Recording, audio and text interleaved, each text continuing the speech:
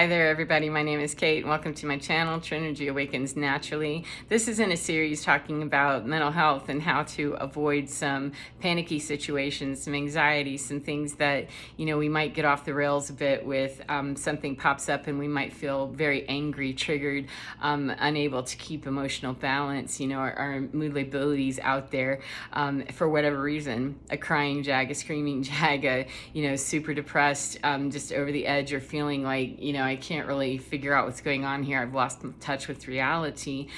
We all have those experiences, whether we have a mental health diagnosis or not. We have a mental illness of some kind. We all have those experiences. They're common across human beings across the board. So the next thing that we're going to talk about is averting crises in the first place. We oftentimes, for those of us that deal with panic or even rage, averting crises, period. But a lot of things that happen, people get into panic about it and it will run into the rage. They feel out of control and it will go into a rage, or it can go into that, I can't, and total panic and anxiety. Either one of those is very dangerous because we're losing touch with reality on some level, and we're just, we're open season on somebody that has bigger ability to manage us, and we're also, bigger than some people can manage. So we're in a very precarious situation of vulnerability that I don't like to see happen.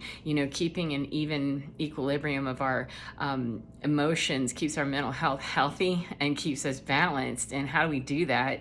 If we don't really know how to avoid the things that bother us, or when we get to, something that's kind of, triggering us, how can we deal with that without losing our minds, without going, bananas on the person that's doing it or the situation, or without retreating, without, bugging out? Because the thing that's very common for human beings is we're going to want to escape that. We're going to want to detach from it and space out. And it's to be expected. We don't want to experience whatever we're experiencing, and we'll just ghost ourselves. We'll ghost the situation. Those aren't, that's not a good thing. We're not really at a time in history anymore where we can afford to not be with our faculties all of the time, because we're vulnerable to attack or to be attacked when we're not. So if we can avoid crises, that's best. And how do we do that? If when we get to, something that might be kind of, I don't know, me personally, I was talking in the last video about avoiding triggers. And, I can't avoid every trigger in the world. So desensitizing to all the ones that I can has absolutely been, a blessing. And some of those things, that's just always seems to always be a common reaction. The list is far less. However, there's certain noises, there's certain experiences involving light and things that just really bother me. They bother my electrical system, my neurology, and all kinds of stuff. And then they make me cranky because, I don't like to be tweaked and twerked. That's really bothersome. So if I can avert the situation by, when I go for having dental work, I have to have, an understanding with my dentist that, please, if I tell you, if you see a finger start to twitch weird, if I haven't said it, you better get that thing out of my mouth, or we're going to have a problem, and you won't like it. So, and neither will I. I have animals at home to feed, and I need to go home and be able to do that, not be taken to the hospital because I had a giant seizure. That you're not listening to me. Please listen beforehand. And so I've had a beautiful experience with my dentist recently. I've had to have a lot of work done, unfortunately. And fortunately, great experience, be able to trust a professional that, please understand, lights are bothersome, sounds are bothersome, and especially high-pitched noises. And you've got, this light right in my face. And he's actually a dentist. I didn't know it before I got there, but he's a dentist that they use a whole different setup, that there isn't that, big glaring light right in my eyeball the whole time. They've got a video screen right up over people's faces that soothing music or whatever. He asked me when I go in, what would you like to watch? What do you want to hear? I'm like, this is so cool. And they're very careful to listen to each person's needs and meet those, and they're not, overly booked to have, time be a constraint and stuff. And so I'm already averting crisis by sitting in a dentist chair that understands my needs. I understood them first, and then I'm working with someone who can also help me keep calm throughout this process. And it just lowers all of those mitigating factors. It just lowers those things that will help to create a problem in my world. Then if those are already tamped down and really eliminated for the most part. I can't guarantee I won't have a seizure right then or a panic attack or anything else. However, I've lowered the odds, Effie, and the odds are ever in my favor when I do it that way. It's not the Hunger Games whenever I take control of it. So averting disaster, averting crisis, is pre-planning. And it's also being able to stand up for myself and say, look, I've had some dentists that didn't quite understand me when I said, please don't do that. Please don't. And I've had to leave some dental appointments and find a new dentist that, no, you put me in danger, and I have cats I need to feed and not be at a hospital, for the next 12 hours waiting for somebody to tell me I have a seizure disorder that we don't quite understand. Okay, I know that, and, it's just simpler if you believe me. So it's really hooking up with the right situations in the right way and making sure that I do everything proactively as my own empowered little individual, weird or not, that I'm capable of saying, this is what I need to stay healthy, not just in my neurodiverse needs, in my mental health needs, that I don't want to go to a professional of any kind or be in a situation, family, friends, or professional or whatever it is, that you're not going to take my needs into account, that you're going to be okay with, gambling that, that's not going to be really helpful for me to get through the crisis if I actually get to one. Whether or not, it could be averted or not is irrelevant at that point. And the fact that it could be, and I'm, feeling pushed into having to stay in that because I don't have the latitude with the people I'm dealing with to make sure that I'm actually being heard and it's being respected and responsible with this person's telling me, and we don't have to have a neurological disorder in order to say, look, I really would like to avoid having a moment. It's not being abusive and overusing that, that's part of it too. However, it is easier when we do our own work to mitigate the problem before we ever have a problem. It helps considerably. And then there's other factors of staying around people that are going to be respectful of that, whatever it is. And the way that I've found with that is that self-soothing is a beautiful way to avert a crisis once we're already kind of there. However, the self-soothing of I start talking to myself before I go into dentist, before I hike a lot. I live in Colorado, and I hike a lot in the Pikes Peak area, excuse me, and I'm afraid of heights, like really afraid of heights. And this is one that I'm actually working with myself to self-soothe before I get there, because oftentimes the drive is a little bit, freaky, can be. I started investigating much more, what it looks like to get there, and then I don't press myself. The self-soothing is I'm gonna need to turn around, and I'm okay with that. There's nothing wrong with me. There's nothing stupid. There's nothing bad. There's none of that old dialogue of anybody that ever told me anything about myself, about, well, you should do this or you should do that. None of that. Just no, I'm going to need to say, get out of my head. I've got some old programming that's trying to tell me that I don't care if I drove an hour. I have driven an hour, upwards of an hour sometimes, and gotten to a road that, no, I'm going to have to find a different trail today because this isn't happening. I'm not taking this road.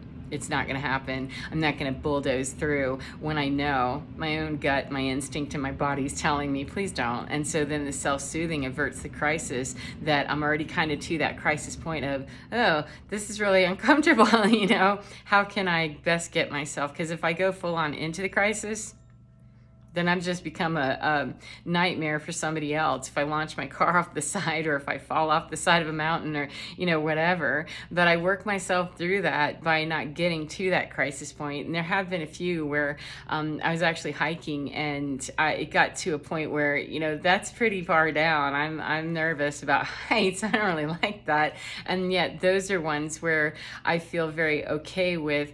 I'm pushing ahead a little bit there to go to the point. I rarely do loop trails because I don't know what the whole trail looks like.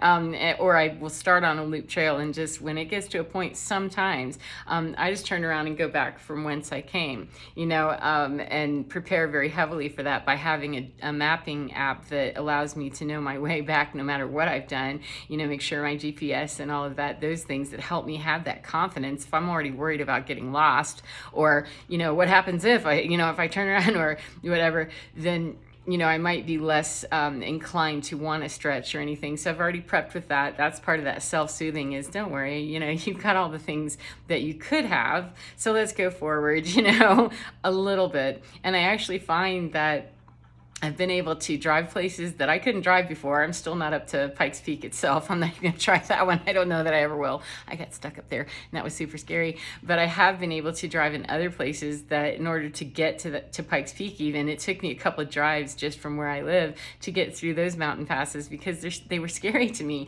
And that's gotten desensitized. That's something that I could do, and I'm very proud of myself that okay, I can do that. Then I'm willing to stretch it a little bit further. And at those points where I just know, oh, this isn't going to be self-soothed or, confidence building. This is going to be an immediate, don't, because it'll rip all the confidence down of where you've come from and where you'd like to go if you extend past that. So respect my own boundaries. That's also part of self-soothing, is just, my own boundary was, I thought I was going there, and I'm just gonna, you're not gonna do that. You'll do that some other time, maybe. And if you never did, then that's really okay too.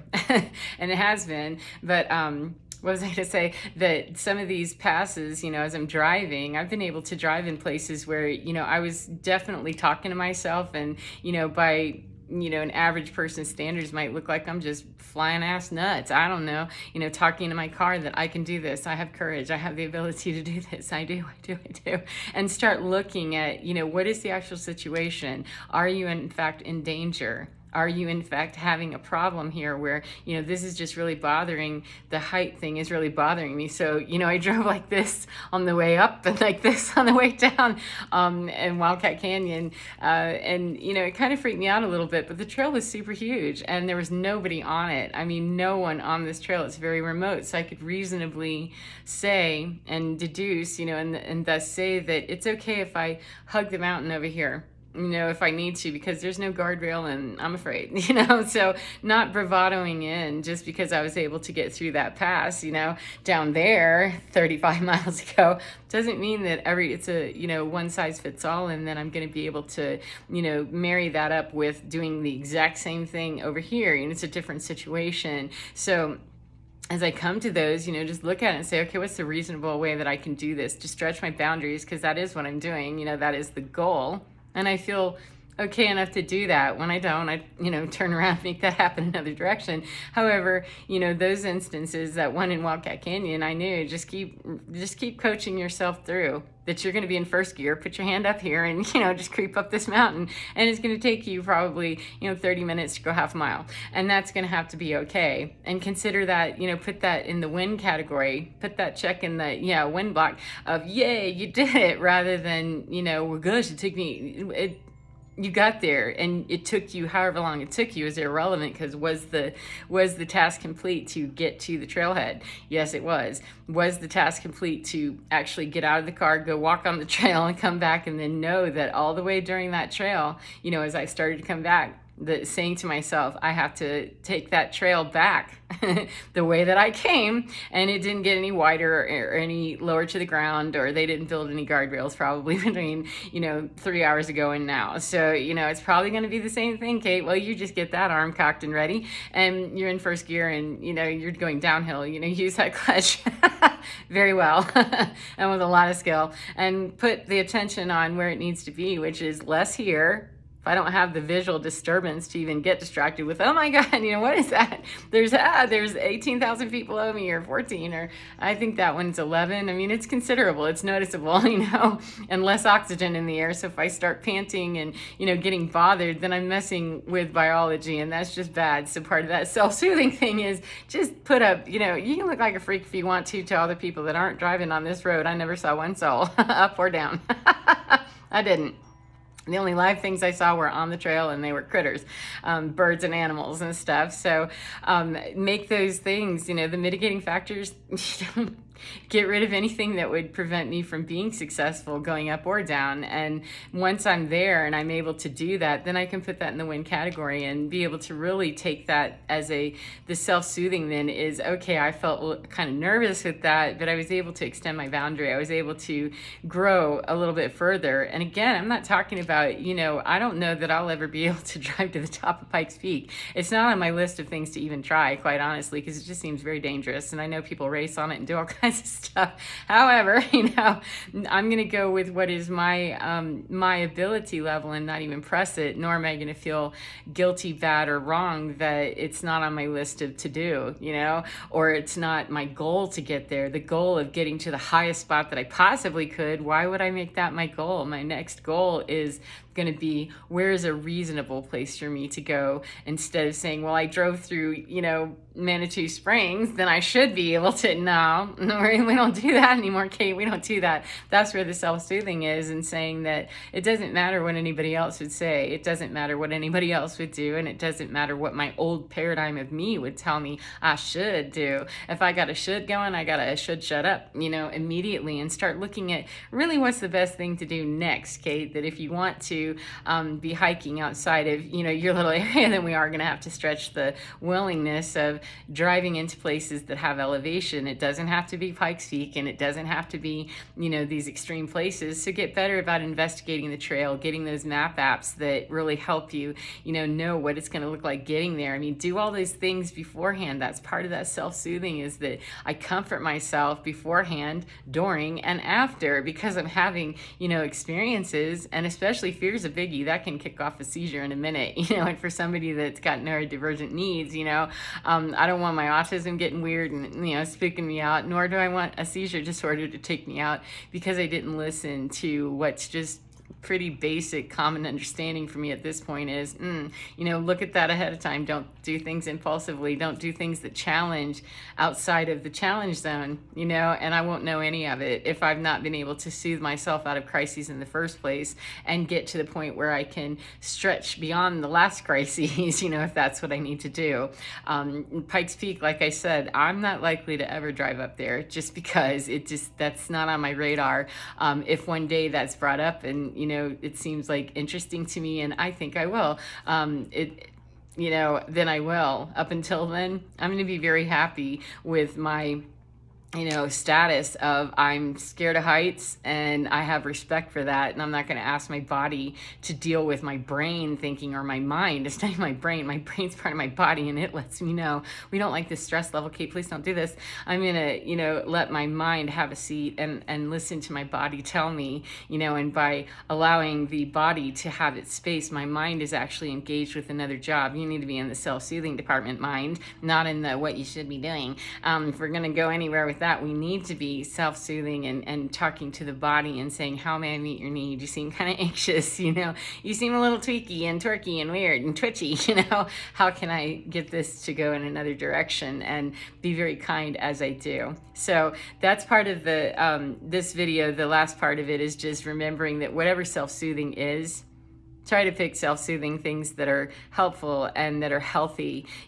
Turning to a drug, a substance, a person, a something. The more self-sufficient we get, that means that, not putting stank on anybody's addictions or issues or whatever. I'm just saying that the more that we can really meet our own needs and soothe in a way that seems really super healthy. To me, the healthiest way that we can soothe is to begin with, what can I do for me anytime, anywhere? What can I provide for myself to bring it down, 3 notches or 3,000 or whatever it is, so that if that one person I always rely on, or that one substance I always rely on, or the whatever, who knows, anything could happen if I'm able to at least take a hold of my own self, even if I, need to have an anti-anxiety or something to make a seizure go away or to prevent it, then I'm not saying that that's not the way to go. I'm saying that whatever I can do, I may not have something like that with me at everywhere that I am. I may not be able to make a phone call to my,